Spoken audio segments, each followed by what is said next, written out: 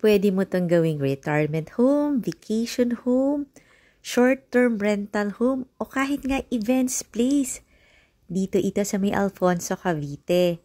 Napakalapit lang sa Tagaytay. Meron ka pang pineapple farm. Meron tong lot area na 1,000 square meters. Ang floor area, nasa 300 square meters. At modern industrial design yung house. Semi-furnished din. Mataas yung ceiling. Meron tong 3 bedrooms. Meron ding 3 bathrooms. At ang lawak sa second floor kaya pwede mo talaga siyang iparent.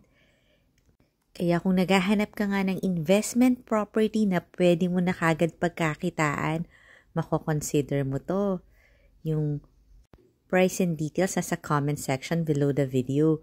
Panoorin mo rin yung full house tour nito sa YouTube channel ng Home Search Philippines para mas ma-explore mo ang future house mo na may green architecture. Malakas ang short-term rental dito sa lugar na to, as in marami nagpapa-Airbnb. Pero kung gusto mo namang tira, napaka-presko ng simoy ng hangin. Ang lapit lang din ito sa Twin Lakes. Call me for viewing na. Price and details nasa comment section.